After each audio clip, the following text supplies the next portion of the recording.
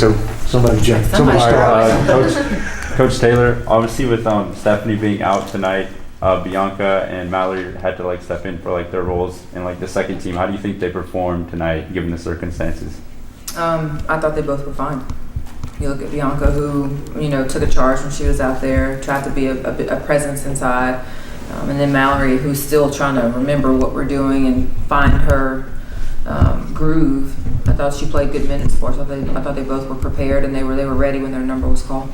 And I guess speaking of that, they obviously they only combined to get 2 points. Do you think they kind of hindered anything on offense, or was it just just couldn't get the ball in the basket? Not at all. I thought they're big. They rebounded the ball. They took up space. They defended really well. Not at all. They didn't hinder anything on the offensive end. Right now, when you look at them, until they are able to do a little bit more, we're not, unless they're catching it at the rim, we're not looking to give them the ball. So I'm totally happy with what they did, and I think they are too. Haley Clark finishes the night with 1 point, but what does it say about her effort to have 10 rebounds? Haley Clark, she's out there because she does so much for our team. She's the glue. She does whatever it is we ask. She guards the best player every single night.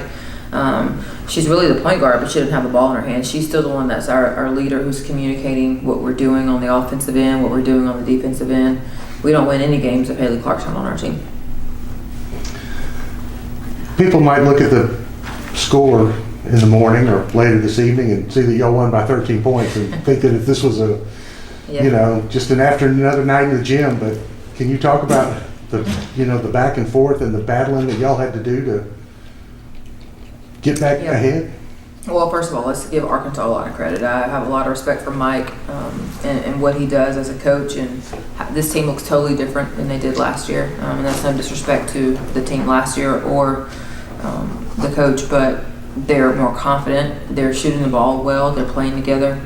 And so we knew this team was going to give us a run when they showed up today. We didn't think it was going to be easy at all. And we got out to a good start, and then he made an adjustment. He went zone, and it kind of slowed us down. We were a little bit lethargic. We didn't run as much, and just became very methodical. And then on their end of the floor, they started driving us. We started fouling them. So we aren't scoring, and they're going to the free throw line. At halftime, we made some adjustments, and then it was just the back and forth of it, because when you allow a team to get in the game, that's kind of what happened. So, again, they fought hard. I think they're going to be better every game they play. But I'm proud of our girls for being able to, sustain the lead and not give it up and get stops when they needed to and stretch the lead by scoring. Arkansas was ranked second in the SEC for 3-point shots made per game. Yeah. So with that in mind, was there any defensive strategy heading into the game? Just they have players on the team who shoot it better than others. They shoot the ball more than they shoot the three more than anybody else in the league, and they make more because they shoot a lot of them. I mean, they attempt 67 shots a game, and 27 or 30 of those shots are three. So when you shoot that volume, some of them are going to go in. So it was to play shooters as shooters, play non-shooters as non-shooters, knowing that some of their non-shooters are capable of shooting it and making it. So we just made the adjustment. There was number 22, Zimmerman's a good example. She doesn't shoot a great percentage from three, but tonight she made 3 of them. So as that happened, we had to make the adjustment. Kalaya had a double-double. Mackenzie scored a season-high 21 points. So what did you kind of see from them in their game tonight? Well, I say it all the time. They're so versatile. They can shoot the three. They can post you up. They can drive you. We knew we had a size advantage, and we just tried to take advantage of it when we could. And they were also really good at when the defense collapsed on them, finding the extra pass. I think one time in the first half, that thing goes to Maya in the corner on a kick out for a 3. And then late in the game, it was really crucial. Everybody collapsed on Kalaya, and she found Gabby in the corner for a 3. So they're unselfish, and I think they're pretty efficient for the minutes that they play. Were you surprised that you did not get to the free throw line until there was 2 minutes left in the game? Yes and no. Okay, why were you surprised? Well, because I thought there were some times, especially around the basket, that we got fouled, but at the same time, we've got to be more aggressive. We shot a lot of jump shots tonight in the first half. So in the first half, no, I wasn't surprised. We shot a lot of jump shots. We didn't really, they were collapsing it. We were kicking it out. We didn't really have a lot of back to the basket or drives that would lead to a foul. I thought it was different in the third and fourth quarter.